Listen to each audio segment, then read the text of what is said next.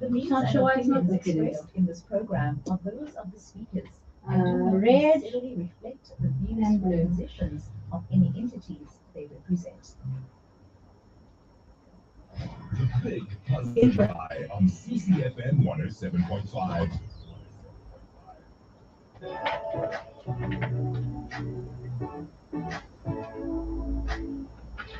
Goedemiddag, good afternoon. If you've just tuned in, warm welcome. This is the CCFM Drive with myself, Romeo, as well as Natasha. And it's very simple. We're going to be bringing you joy on your journey home. Amazing music. It's such a great start, to the week, Tash. Absolutely amazing content that we've been having.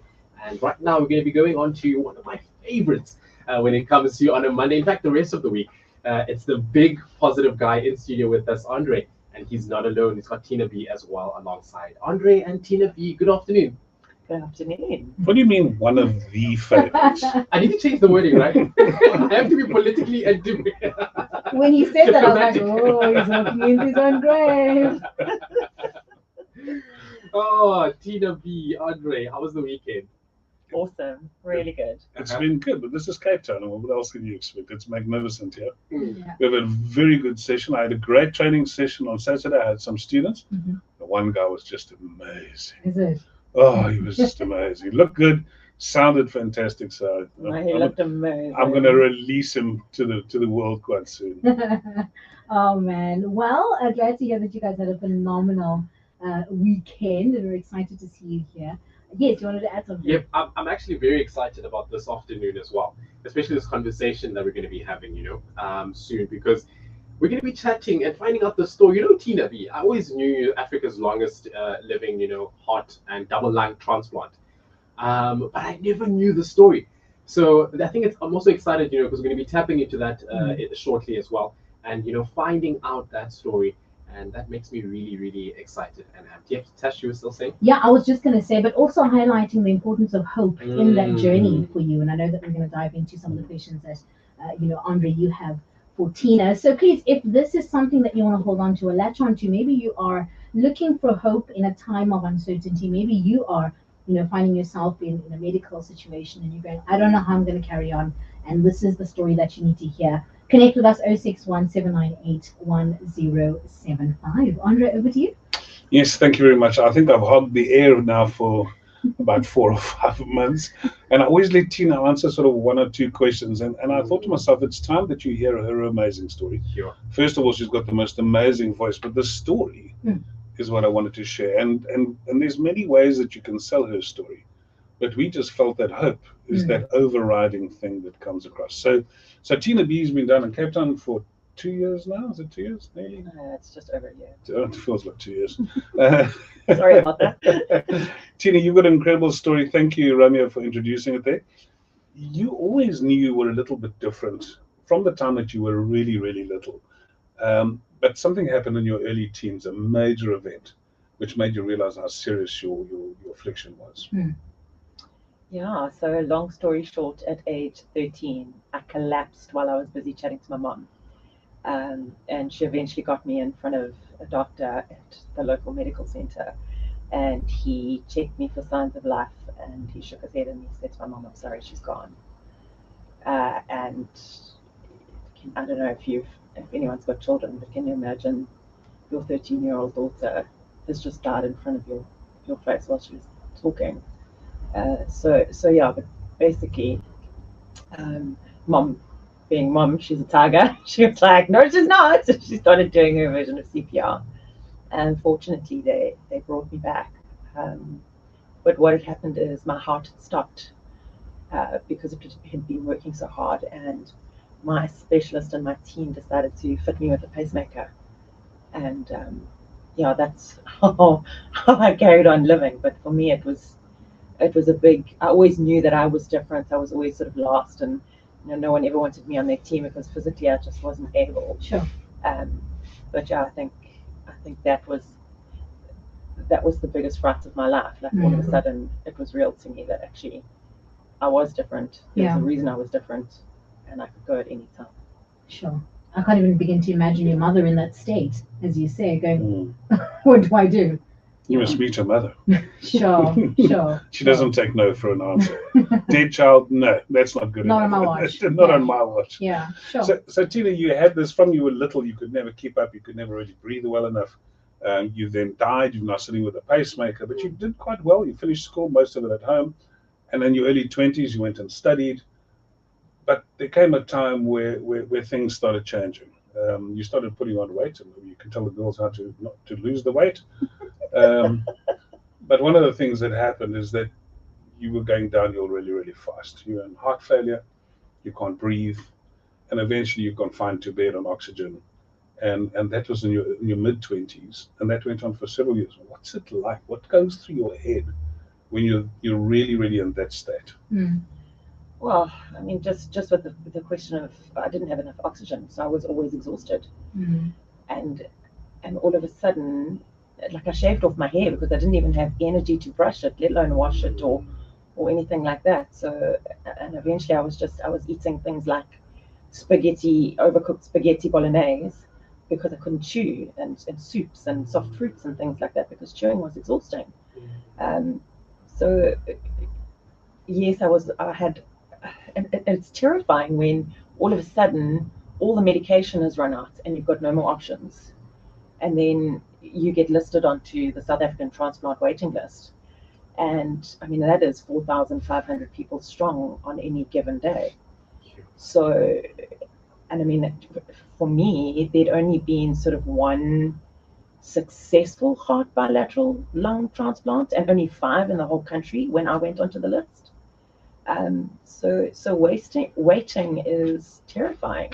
You're looking down the barrel of a gun and you're thinking to yourself, well, this might be it. Like, oh my gosh, I haven't done any living yet. You know, I'm not even 30 years old. I haven't finished studying. I haven't traveled enough. I haven't met the love of my life. Like, I haven't done anything. Like, how all of a sudden must I die now? Mm. How did you feel being a 20-year-old with that death sentence? Did it affect your faith? How did you feel about that? You know, you can be so hopeless when you're in a situation like that, and for me it was hopeless.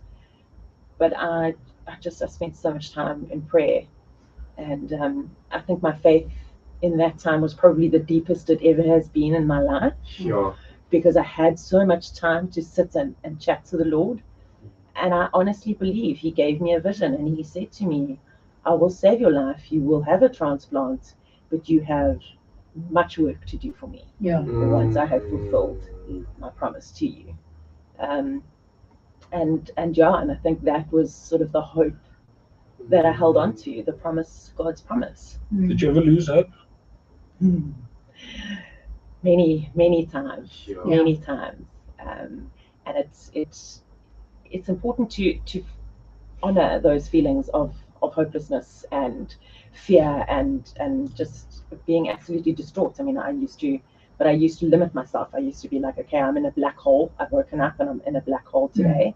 And I will give myself this 24 hours to be in that black hole and feel those feelings and scream and shout and cry and break down and do all the things that I need to do. But tomorrow I will wake up and it will be a new day. And I will be strong again, and I will look to the hope and the promise that God has given me. And then a miracle happens. All of a sudden, a heart and double lung comes available, and it's so much it needs to fit. It needs to fit everything in terms of your body, but the size is also absolutely crucial, and this one is just absolutely perfect. And you have the transplant, and now you walk around very casually saying, I am Africa's longest lasting survivor of a heart and double lung transplant. Sure. 13 years. Now, with the utmost respect, I've seen all the other stats, I've seen all the other survivors. There's something strange happening here. There's a radical mystery that's happening. 13 years is absolutely outstanding. Tell us a little bit about what's changed in your life. When that thing about hope, does that not disappear? It's all solved now? Everything back to normal again. Thank you, God. I'm out of here. What's changed? Yeah. No, I think I still have a very special relationship with my Lord and Savior. But everything has changed. All of a sudden, I can do just about anything that I want to. I can't take part in any contact sports, which I was never going to be a rugby player anyway. but yeah, and there's a whole lot of foods and supplements and things that I'm not allowed to have. It'll affect my medication. But for all intents and purposes, I'm a normal human being now. Sure. I spent many hours and days dreaming of the things that I would do when I was well, when God had fulfilled His promise to me. And one of them was to do a cycle race. And in 2015, I did the Cape Town Cycle Tour. Wow. Yo. I've done some incredible things with my second chance. But more than anything, I believe God saved me so that I could share my story and give hope to those who need it. And that's why I drag her around with me. She's still an apprentice, but she's more than an apprentice. Her story, I think, is one of those that are really significant. But every time I discuss words, when I say something like hope, I'm always wondering, what does it really mean? You know, if I had to write down a page of what does hope mean, I think her story really signifies it. But you've got a wonderful definition of hope that I'd like you to share with the audience. Yes, please. I think hope is the confident expectation of what God has promised you. And I think also that hope is not found. You cannot go digging for it. You have to create it. You have to create your own hope. And I think that's also why God gives us dreams, because we didn't dream those up ourselves. God put them there so that we could fulfill them and carry out what He wants us to do on the planet Earth. And I think that's why dreams are so very important, and hope's the vehicle that'll get us there. Isn't that a beautiful definition? A confident expectation of what the Lord has promised us. Sure. And I think what happens is that sometimes you've just got to, I know it's difficult, you're dying, you can't breathe. You're just going to say, God has got something in store for me, regardless of what it is. But He's got something good. And trusting that whatever you're getting is the right thing for you. I love that, you know, she shared her reality going. There were times where she did lose hope, you know, and those 24 hours where you felt hopeless and you were in a dark hole. And that's the reality, you know, that we can't run away. We can't sugarcoat it. But the beauty is that you didn't stay there. You know, you could have. Absolutely. Absolutely. I could have gone way down that spiral and just never come back again. But now, there's so many listeners out there, I think, that have versions of this. This is an extreme version of something that very few people will ever undergo. But people that have lost their jobs and haven't had employment for years sometimes. I'm suddenly flooded with a flood of people that have cancer around me. You know, and there's nothing worse being told you have cancer and you may have a shortened lifestyle. Well, there's so many different things can keep us down. And what do we really have other than hope? We obviously work hard and we work towards those things. But hope is one of those really, really important things that I think that most of us need. And if you had to write down your key values, somewhere in your top 10, I would like to say that hope will always be one of those. That you believe that there's something better. Remember my favorite one about optimism? That there's always something better still coming. There's something that is lined up for us that is going to be better than today. Sure. I've got a question on my end. Tina, you mentioned that, you know, during that time, there were certain tasks that you couldn't do, like brushing your hair, for example. You were out of energy. But you also mentioned as well, it was during those moments that you would say that in terms of your faith, it grew to a different level. The conversations you were having with God, you know, you grew in that faith.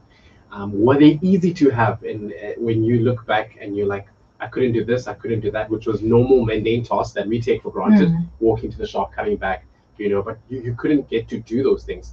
Was it easy to sit with God and be like, Father, why, or what's happening, or is this it for me?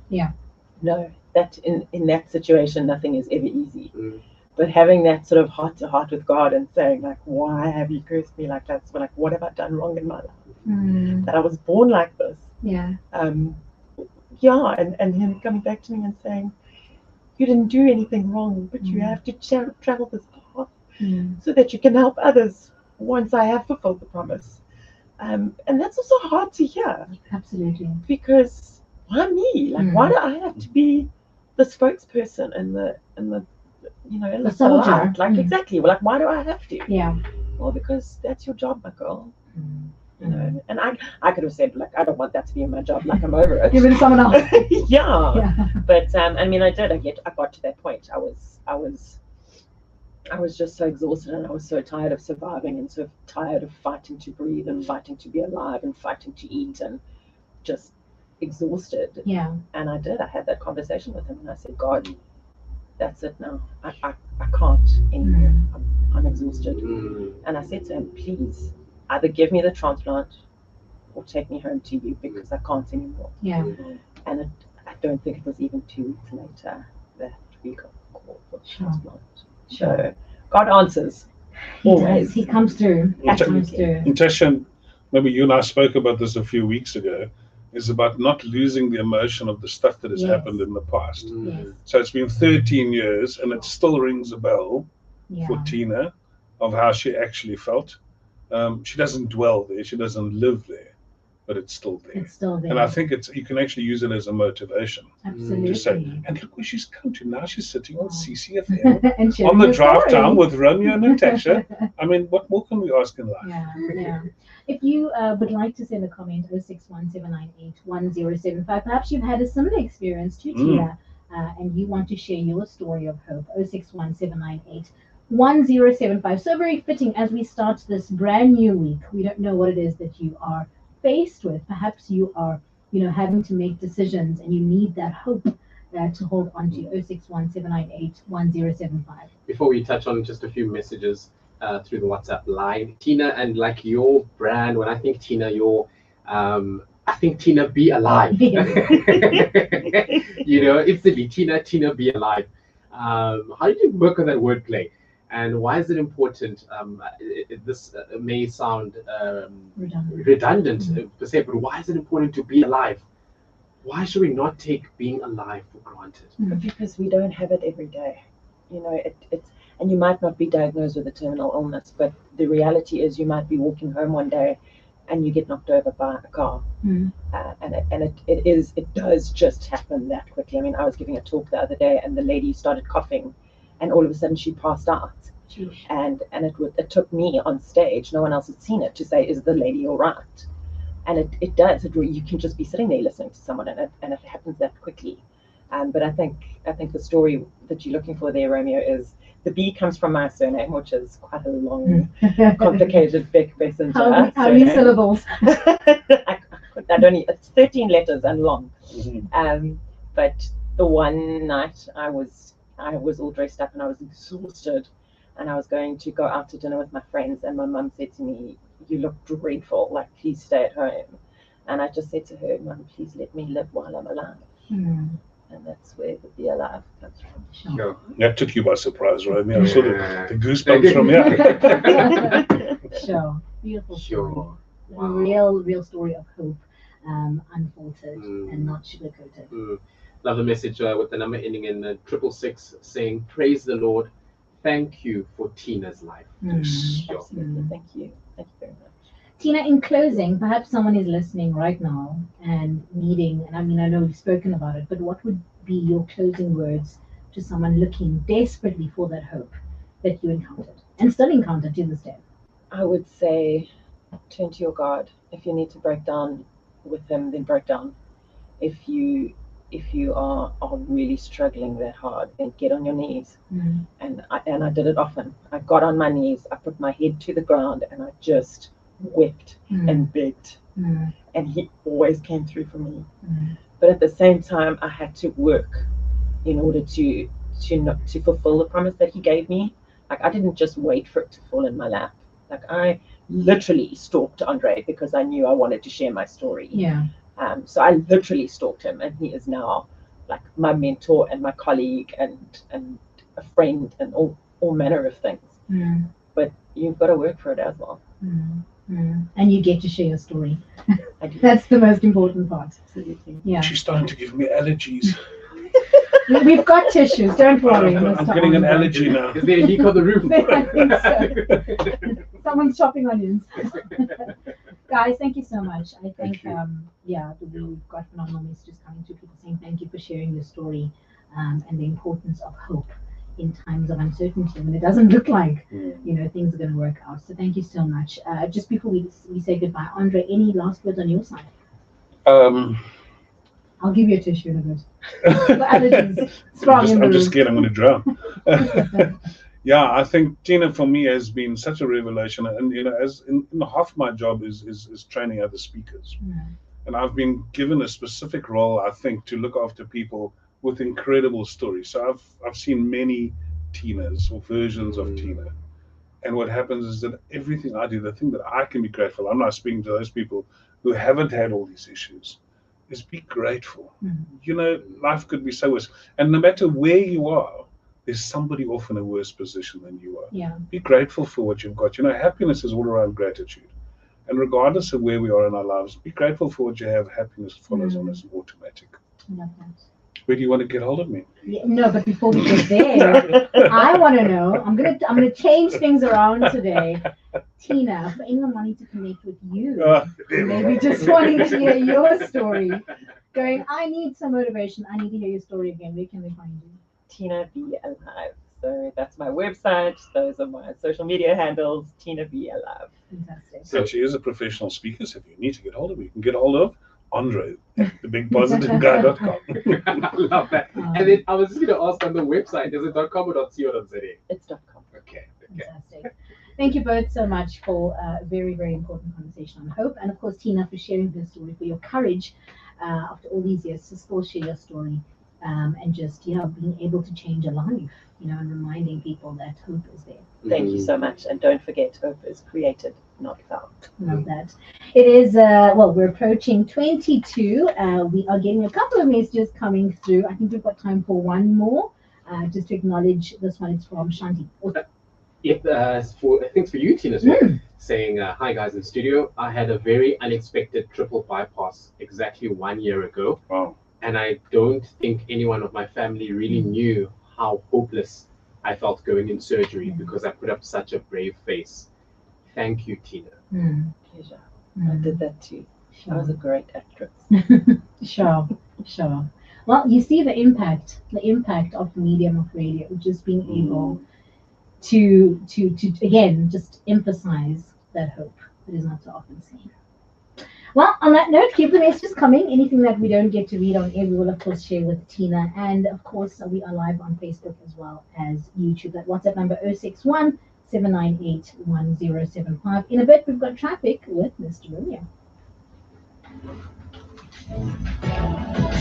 Yay! Awesome, thanks, guys. Switch the camera off before I cut his beard.